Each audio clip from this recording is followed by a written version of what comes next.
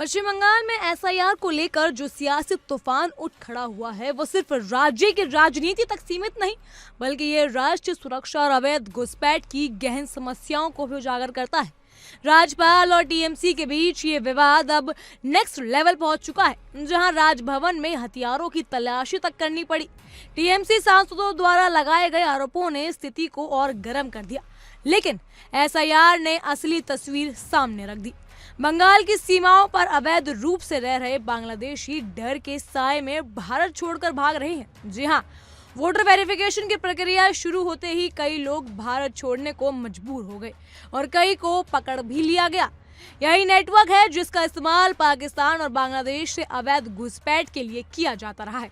इस पर हमारी एक खास पेशकश देखिए। एसआईआर को लेकर आरोप प्रत्यारोप के बीच सांसद कल्याण बनर्जी ने राजभवन में हथियार छिपाने का एक विवादित आरोप लगाया था और यह आरोप सीधे राज्यपाल पर लगा था। कल्याण बनर्जी ने कहा था कि राजभवन में बीजेपी के अपराधियों को पनाह दिया जा रहा है, वहां से हथियार, गोला बारूद बांटे जा रहे हैं। इससे राज्यपाल काफी नाराज हो गए। वो अपना दौरा छोड़कर वापस लौटे। सुबह 5 बजे से ही राजभवन के दरवाजे खोल दिए ताकि तृणमूल सांसद, नेता या फिर कोई भी हथियारों की जांच कर सके। राजभवन में हथियार को लेकर राज्यपाल और टीएमसी सांसद दोनों आमने सामने आ गए हैं और अब राज्यपाल ने इसमें मानहानि की कार्रवाई करने की बात कही है। राज्यपाल और टीएमसी के बीच यह विवाद कोई पहली बार नहीं है। यह टकराव लंबे समय से चला रहा है। इस बार एसआईआर को लेकर यह टकराव नेक्स्ट लेवल पर जा पहुंचा है। राज्यपाल एसआईआर का समर्थन कर रहे हैं, जबकि टीएमसी एसआईआर के विरोध में खड़ी है। टीएमसी का आरोप है कि यह अदृश्य चुनावी धांधली है, तो वहीं बीजेपी कह रही है ममता बनर्जी और उनकी पार्टी घुसपैठियों को बचाने के लिए, अपने वोट बैंक को बचाने के लिए एसआईआर का विरोध कर रही है। राज्य में पिछले 12 दिनों से एसआईआर चल रहा है, वोटर वेरिफिकेशन किया जा रहा है। इस बीच कई जिलों से अलग अलग तस्वीरें सामने आ रही हैं, जिसमें लोगों को पलायन करते हुए देखा जा सकता है। कहा जा रहा है कि अवैध रूप से रह रहे बांग्लादेशी घर छोड़कर भाग रहे हैं। वोटर वेरिफिकेशन शुरू होने के बाद उनमें डर है। डर इस बात का है कि अगर उनका नाम वोटर लिस्ट में नहीं आया तो उन्हें गिरफ्तार कर लिया जाएगा। इसी डर से वापस लौट रहे कई घुसपैठिए पकड़े भी गए हैं। लेकिन बड़ा सवाल है एसआईआर को लेकर डर से जुड़ा हुआ। टीएमसी कह रही है कि यह डर आम लोगों में भी है। बात तो सही भी है, क्योंकि बंगाल से आ रही तस्वीरें बता रही हैं कि इसका असर आम लोगों पर नहीं हो रहा है। इसका असर उन लोगों पर हो रहा है जो बांग्लादेश से पश्चिम बंगाल में आकर अवैध तरीके से रह रहे हैं। बांग्लादेशी डर कर भारत से पलायन कर रहे हैं। बॉर्डर पर अफरा तफरी की स्थिति बनी हुई है। भयंकर भीड़ है। बीएसएफ ने सिचुएशन को कंट्रोल किया हुआ है। पश्चिम बंगाल में अवैध रूप से रह रहे एक बांग्लादेशी नागरिक को भी शुक्रवार रात ही गिरफ्तार किया गया था। पुलिस ने शनिवार को जानकारी दी कि बांग्लादेशी नागरिक राज्य में चल रहे एसआईआर के डर से कथित तौर पर अपने देश लौटने का प्रयास कर रहा था। इस दौरान उसे हिरासत में ले लिया गया। पुलिस का माने तो गिरफ्तार व्यक्ति की पहचान 28 वर्षीय दुर्जय रॉय के रूप में हुई है। युवक को शुक्रवार रात उत्तर बंगाल के कूच बिहार जिले के हल्दीबाड़ी से गिरफ्तार किया गया।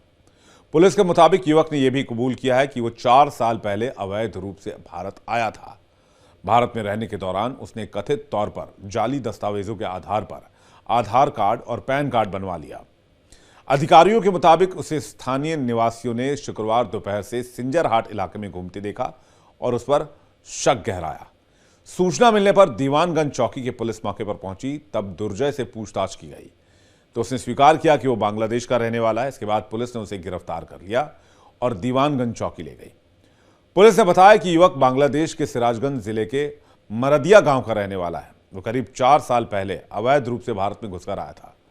वो होटल और चाय बागानों में मजदूरी करता था। उन्होंने कहा कि इस महीने की शुरुआत में जैसे ही बंगाल में मतदाता सूची के संशोधन के लिए एसआईआर की प्रक्रिया शुरू हुई है, उस पर देश छोड़कर भागने का दबाव बढ़ गया। उसने एक दलाल के जरिए रात में भारत बांग्लादेश सीमा पार करके बांग्लादेश वापस जाने का फैसला किया। इस तरह वो हल्दीबाड़ी इलाके में पहुंचा। हालांकि बांग्लादेश जाते समय पुलिस ने उसे गिरफ्तार कर लिया। उसके पास से mobile phone, Aadhaar card, PAN card, bank ATM card और कुछ पैसे भी बरामद हुए हैं। गिरफ्तारी के बाद बांग्लादेशी युवक ने स्थानीय पत्रकारों से कहा कि मैं लगभग 4 साल पहले यहाँ घूमने आया था। मैं यहाँ चाय के बागानों और होटलों में काम करता था। हालांकि उसने अवैध रूप से देश में आने से इनकार किया, इस आरोप को खारिज किया है। पुलिस ने पाया कि पश्चिम बंगाल में एसआईआर की प्रक्रिया शुरू होने के बाद बंगाल के सीमावर्ती जिलों के कई लोगों ने बांग्लादेश जाने की कोशिश की है। ऐसे कई मामले हैं। पश्चिम बंगाल में एसआईआर को लेकर मतुआ समुदाय के लोग भी काफी आशंकित हैं। उन्हें डर है कि उनके नाम वोटर लिस्ट से हटा दिए जाएंगे और उन्हें बांग्लादेश लौटने के लिए मजबूर किया जाएगा। इस स्थिति ने मतुआ समुदाय के गढ़ में बीजेपी और टीएमसी दोनों के लिए मुश्किलें बढ़ाई हैं।